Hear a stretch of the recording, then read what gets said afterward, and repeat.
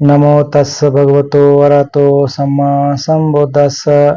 दोस्तों नमस्कार, टस्तिलेक नमो बुद्धाय।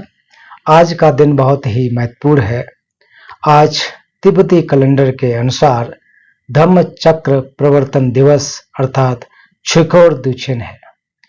तो कैलेंडर के अनुसार ये अलग अलग हो सकता है, तिथि अलग हो सकती है, क्योंकि हर एक देश का अपना एक कैलेंडर होता है। उस हिसाब से दिन आगे पीछे हो सकते हैं। कभी कभी जैसे हम लोग कैलेंडर में देखते हैं कि कभी कभी दिन दो पड़ जाते हैं, एक ही दिवस को दो पड़ जाते हैं, कभी कभी वो दिन नहीं होता है, कभी कभी 2 मंथ हो जाते हैं, कभी कभी 1 मंथ गायब हो जाता है। तो ये कैलेंडर की अपनी एक व्यवस्था होती है। लूनर कैलेंडर के अनुसार एक तौर तरीका होता है, तो इसमें कोई बड़ी बात नहीं है। भले ही आज तिब्बती कैलेंडर के अनुसार जो धम्मचक्र प्रवर्तन दिवस मनाया जा रहा है, लेकिन अगर हम पाली परंपरा के अनुसार देखें या फिर भारत की परंपरा, श्रीलंका, उसके अनुसार जो धम्मचक्र प्रवर्तन दिवस है वो भी कुछ दिन बाद पड़ेगा। तो उसमें कोई फर्क नहीं होता है, दिन आगे पीछे हो सकते हैं। तो दोस्तों इस धम्मचक्र प्रवर्तन दिवस के महत्व के बारे में आपको बताने की कोशिश करूंगा। भगवान बुद्ध ने बोधगया में बुद्धत्व की प्राप्ति की, जैसा कि आप सभी लोग जानते हैं।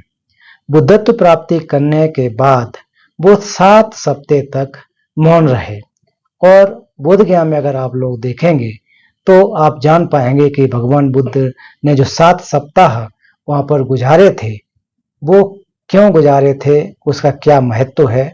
तो इस संबंध में मैंने पहले भी वीडियो बनाया है। उस वीडियो में आप देख सकते हैं कि वो 7 सप्ताह क्या क्या थे। हर सप्ताह का अपना एक महत्व है, तो इस वीडियो में उसका जिक्र नहीं करना चाहूंगा। तो दोस्तों जब बुद्ध ने बुद्धत्व की प्राप्ति की, उस समय भगवान बुद्ध ने कहा था कि मैं इसको तिब्बती में कोट करना चाहता हूं कि सबसी ट्रिटल होसल दुमा छे दोसी ताबु छुसिक तक की न्येस सुला तेंक्यांग खोबर मिनुपेस मीमा नगदब दिरो ने पर छास। अर्थात वो कहते हैं कि जो धर्म मैंने प्राप्त किया है, जिसको मैंने इतने वर्षों के तप के बाद प्राप्त किया है, वो किस प्रकार से है। तो इसके बारे में बुद्ध कहते हैं, ये जो व्याख्या है ललित विस्तार सूत्र में कही गई है, वो कहते हैं कि जो मैंने पाया है उसकी कुछ विशेषताएं हैं। विशेषताएं कैसी हैं? एक तो मैंने जो भी दर्शन प्राप्त किया वो बहुत ही गंभीर है। सब्बा शिवा मतलब शांत है, ट्विटल निर्मल है, होइसल मतलब होता है प्रभास्वर है, एक प्रकार से स्पष्ट है, पूरी तरह से विशुद्ध है। फिर दुमाछे असंस्कृत है, दोषी तावो छुसिक दकिए कहते हैं कि मैंने जो है अमृत जैसे धर्म को प्राप्त किया है। अमृत जैसे धर्म को प्राप्त किया है जो बहुत ज्यादा गंभीर है, बहुत ज्यादा शांत है, निर्मल है, और क्या करेंगे प्रभास्वर है, असंस्कृत है, और एक प्रकार से अमृत जैसा है। यदि मैं दूसरों को उपदेश दूंगा कोई भी इसे जान नहीं पाएगा, इसलिए मैं बिना उपदेश दिए वन में वास करना पसंद करूंगा। तो भगवान बुद्ध आखिर को ऐसा क्यों कह रहे हैं? बुद्ध इसलिए कह रहे हैं कि जो मैंने पाया वो बहुत ज्यादा गंभीर है। उस समय भारत में जो अन्य परंपराएं थी, वो आत्मा को मानने वाली परंपराएं थी, अन्य सिद्धांत को मानने वाली परंपराएं थी। तो भगवान बुद्ध का जो दर्शन था उनके एक प्रकार से विपरीत धारा का था। उस समय अगर अनात्मवाद का सिद्धांत बुद्ध बताएं तो लोगों को समझ में नहीं आ सकता है, बहुत ज्यादा गंभीर है। प्रतीत समुद्रवाद का जो दर्शन बताएं, शून्यता का दर्शन अगर लोगों को बताएं, वो समझ में नहीं आ सकता, बहुत ज्यादा गंभीर है। तो अच्छा होगा कि मैं वन में वास करूं। तो बुद्ध ने इस प्रकार से सोचा, लेकिन उनसे अनुरोध किया कि बुद्ध ऐसा नहीं है।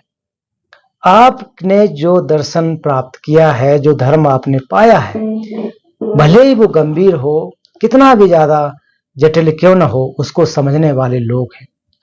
तो फिर बुद्ध ने उस एक प्रकार से आह्वान को स्वीकार किया, और फिर उन्होंने अपने विवेक से अर्थात ज्ञान से पाया कि हाँ, निश्चित रूप से उनके धर्म को समझने वाले हैं। तो उनके साथ जो बोध गया में तपस्या कर रहे थे और उनका साथ छोड़ करके वो बनारस की तरफ आ गए थे, सारनाथ की तरफ आ गए थे। तो उन लोगों ने जो 5 उनके कहे जाते हैं कि प्रथम शिष्य थे, उन्होंने जिन्होंने उपदेश दिया था, उनका ज्ञान काफी हद तक ऊंचा था, तो वो बुद्ध के इस गंभीर दर्शन को समझ सकते थे। फिर बुद्ध वहां से बोध गया से सारनाथ में आते हैं। तो सारनाथ में आकर के सबसे पहले उनके जो 5 वर्गीय शिष्य थे, लोग भिक्षु भी कहते हैं, 5 वर्गीय भिक्षु या 5 दोस्त, जैसा भी आप कह सकते हैं, भगवान बुद्ध ने उनको उपदेश देते हैं। जैसे उसमें कौंडिन्य, महानाम, बप्प, अस्सजी, महानाम, तो ये जो 5 उनके दोस्त थे, उन्हें बुरा भला कह करके बोध गया से चले आए थे। तो फिर बुद्ध उनके पास जाते हैं, उनको सारनाथ में उपदेश देते हैं। तो भगवान बुद्ध ने जो पहला उपदेश दिया वो धम्म चक्र प्रवर्तन नाम से जाना गया, और उसका जो विषय था वो 4 आर्य सत्य थे, प्रतिसमुद्पाद का दर्शन था। तो 4 आर्य सत्यों में सबसे पहला दुख है, दूसरा दुख का कारण है, दुख का निवारण है, और फिर दुख का जो निवारण से एक मार्ग है।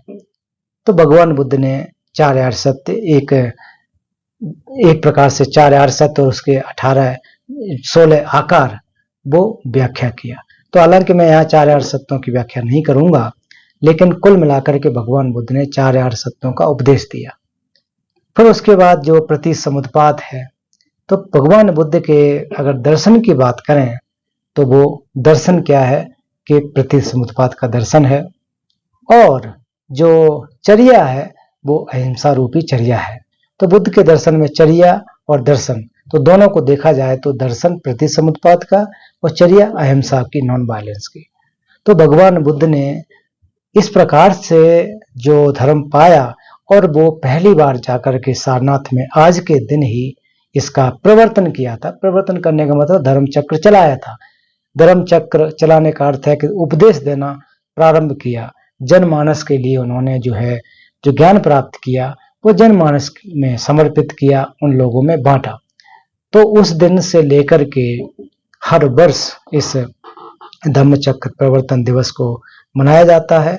इस दिन इस धम्मचक्र जो प्रवर्तन अर्थात धम्मचक्र सूत्र है उसका पाठ किया जाता है, उनको याद किया जाता है। भगवान बुद्ध के जो शिक्षाओं के गुण हैं या भगवान बुद्ध की जो विशेषता है उनको स्मृत किया जाता है, बार बार उनको याद किया जाता है। और इस दिन दोस्तों हम लोगों को भी एक प्रेरणा बनानी चाहिए, एक मोटिवेशन बनाना चाहिए कि बुद्ध की तरह हम भी बुद्धत्व को प्राप्त कर सकें। तो अगर बुद्ध ने धम्मचक्र उपदेश नहीं दिया होता, अगर वो यही केवल सोचकर रह जाते कि जो मैंने पाया वो बहुत गंभीर है, लोग नहीं समझ पाएंगे, तो शायद बुद्ध का जो उपदेश है हम लोगों को प्राप्त न होते। तो निश्चित रूप से उनसे आह्वान करने वाले का भी बहुत बहुत धन्यवाद कि बुद्ध को उपदेश देने के लिए आह्वान किया, उनसे अनुरोध किया। तो हर वर्ष इस पर्व को बड़ा धूमधाम से मनाया जाता है, और कुछ लोग इसको गुरु पूर्णिमा के नाम से भी जानते हैं। भारतीय परंपरा के अनुसार गुरु पूर्णिमा के नाम से जानते हैं। ऑफ कोर्स भगवान बुद्ध जितना बड़ा गुरु कौन हो सकता है, वो तो विश्व गुरु थे, विश्व गुरु हैं और विश्व गुरु रहेंगे।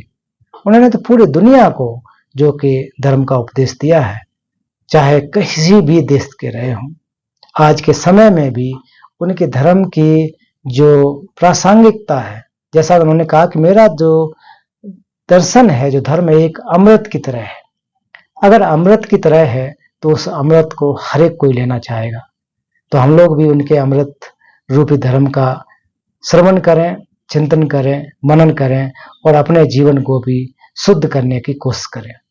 तो भगवान बुद्ध के इस पर्व के अवसर पर, इस दिन के अवसर पर आप सभी को बहुत बहुत बधाई। आप लोग भी निश्चित रूप से धर्म में अग्रसर हों और अपने चित्त के जो मल हैं उसको हम दूर कर सकें। तो दोस्तों पुनः आपको बहुत बहुत बधाई, बहुत बहुत धन्यवाद। नमो बुद्धाय। Touch the link.